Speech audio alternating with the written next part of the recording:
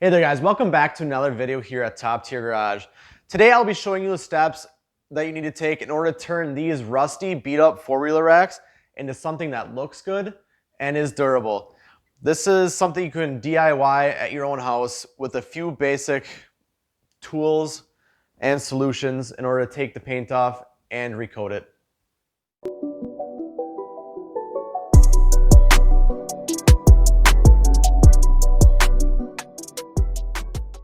So the very first step in this whole process is to take all the old rust and paint off of the four-wheeler rack. So now there are two ways that you can do this. The very first way that doesn't require any kind of chemicals is the old drill and the cut brush. As you can see from this four-wheeler rack, that is what I originally tried first. It works good, but it takes forever and misses a little bit here and there in the corners. Overall, super time consuming, but it is possible if you do not want to use any kind of chemicals. You will also need this in order to take off the rust on the rack due to the fact that this aircraft remover is what I will be using. It strips all the paint off and some of the rust. It works extremely well from what I've seen on the little bit of test sections that I've done on these racks. So that's what we'll be doing today. That's the first coat. Before you start working with this aircraft paint remover, there's a few things you're going to want to know about it. It comes in a gel form so that it does not splash at all. I'm just using this little cup. That should be enough to cover this rack. So it doesn't splash at all. Most important is you're going to want to wear gloves, because if you get this stuff in your skin, it will irritate and burn you pretty much instantly. And also it throws off a lot of fumes, so you're going to want to get yourself a paint mask to filter out all the fumes that it throws off. So now I'll be showing you me putting on the first coat of this paint remover with just a 2-inch chip brush. Stay tuned.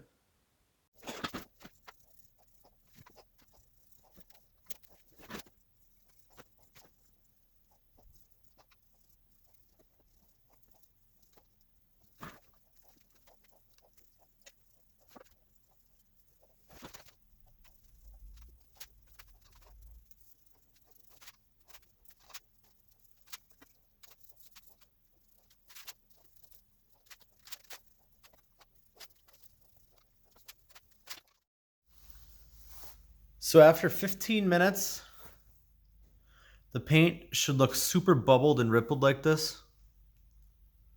Then all you have to do is wipe it off with a rag.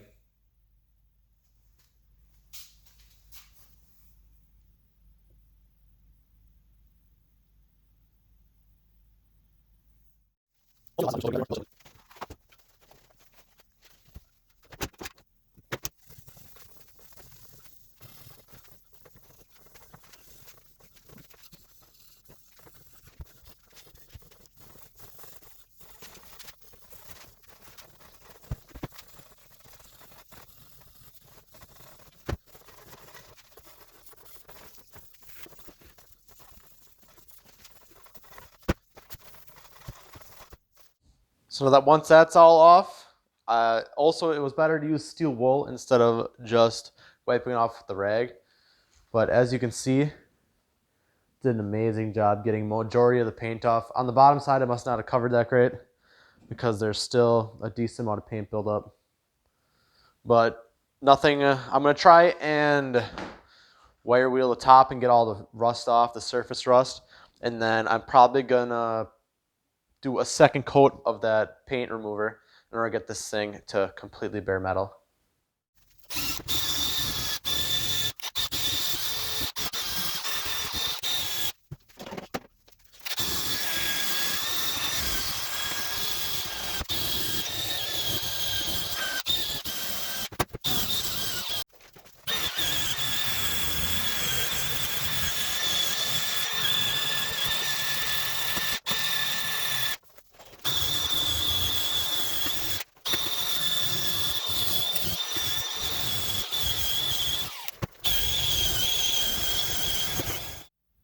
So about 30 minutes later, and 2 batteries for this guy, this is what the rack looks like.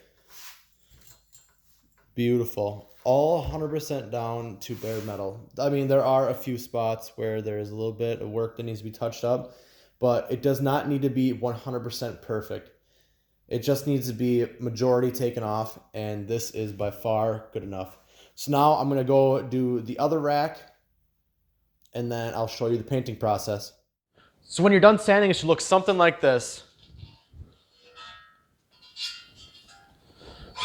There is still some left over on it, but you could spend days sanding this thing down. I took about 2 hours between the 2 racks. So then after you're done sanding it, and remember, it doesn't have to be perfect. It just has to have enough bare metal where it'll actually bond, the primer will bond to the bare metal and it'll hold it all together. So then once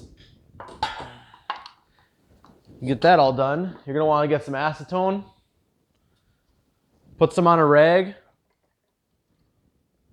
This is all paint prep. And then you're gonna wanna wipe down the entire rack to get all the loose particles and all the excess stuff off.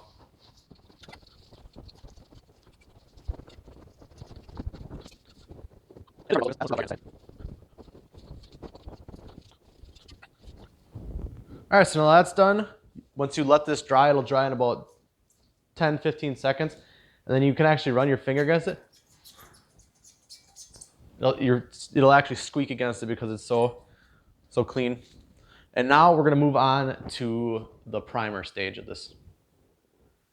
So the paint that you wanna use for this project is a self-etching primer. It actually bonds to the bare metal, and it is so much better than just regular primer when it comes to painting down to bare metal.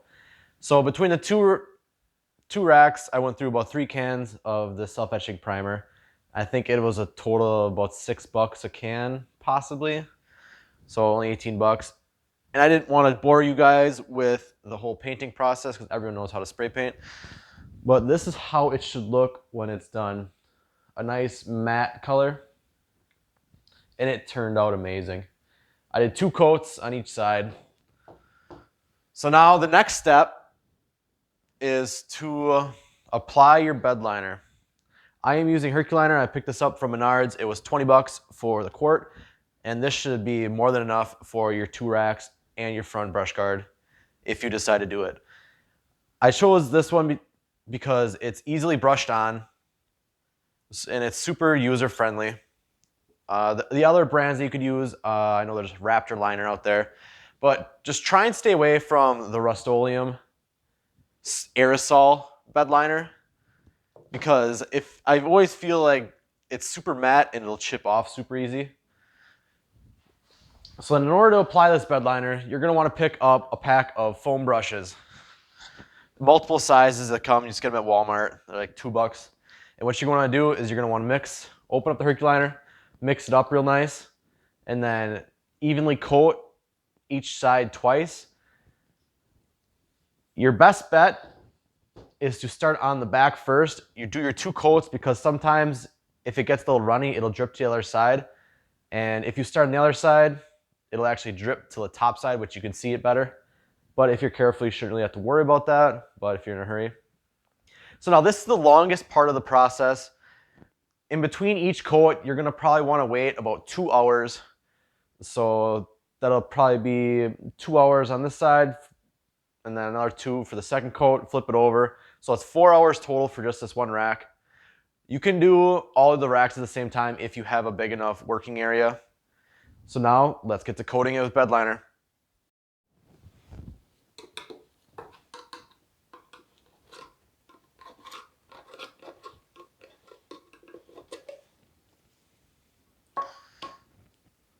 An important step is to mix up this bed liner because all the rubber granules that are in it that give it that texturized look are sitting at the bottom.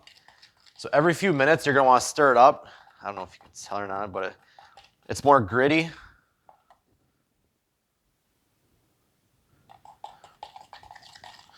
Very important in order to get a decent consistency. Otherwise, you'll have a lot of granules in one spot and then none in the other.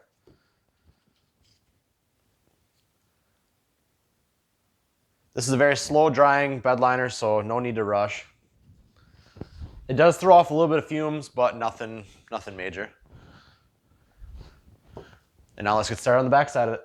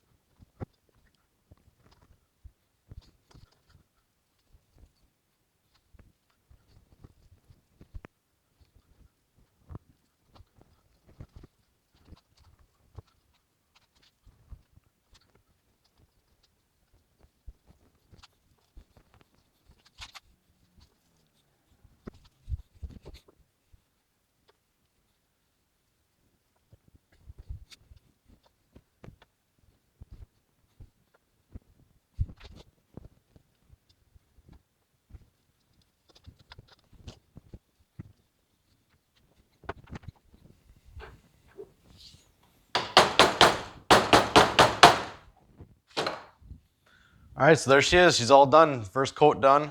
And now when you walk away from it, you are gonna wanna put the cap back on it because it will still evaporate and you'll be stuck with just a bunch of rubber granules on bottom. So very important when you're letting it dry. So now let's get a close-up of what it should look like.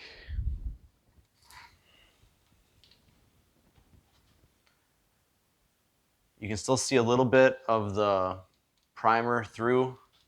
That is why it's important to do a second coat.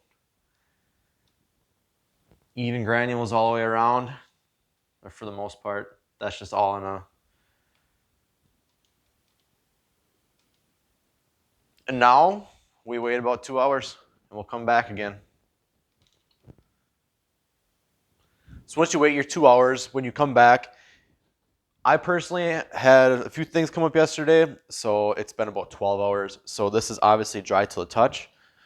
But if you only come out after 2 hours, when you touch it, you will still feel a slight tackiness. That is okay. That's actually preferred because then it all bonds together. But I got a little sidetracked. So now we are going to put on a second coat. But it looks kind of, if you just put one coat on, it looks kind of bad because you can still see the primer through it. But with that second coat, it'll really pick it up and bring it to life.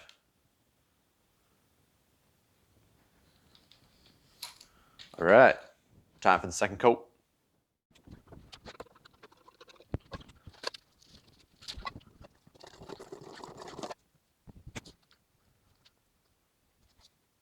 So after the second coat is applied, it should be looking a lot better. It should be to the consistency that you're looking for. It looks super nice. You can't see any of the primer through it.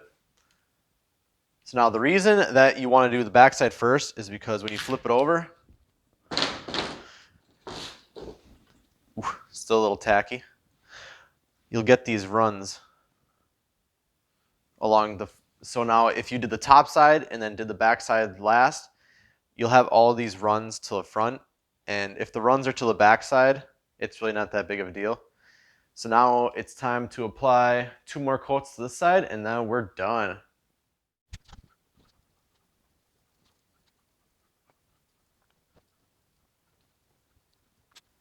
So after you apply that second coat and let it dry, you're ready to install. It turned out absolutely fantastic in my eyes. So now you can actually make it more or less coarse. With that Herculiner, you can actually filter out some of those rubber particles using a filter. If you want it more of like not as grippy, or if you want even more, you can go over it a third or even a fourth time.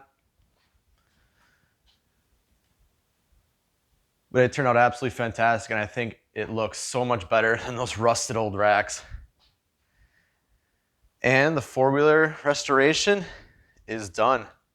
You guys can go take a look at my previous one when I picked this four-wheeler up approximately like 6 months ago, and it has done a complete freaking 180, turned 100% around. Thing looks brand new. Thanks for watching, guys. Remember to like and subscribe. Until next time.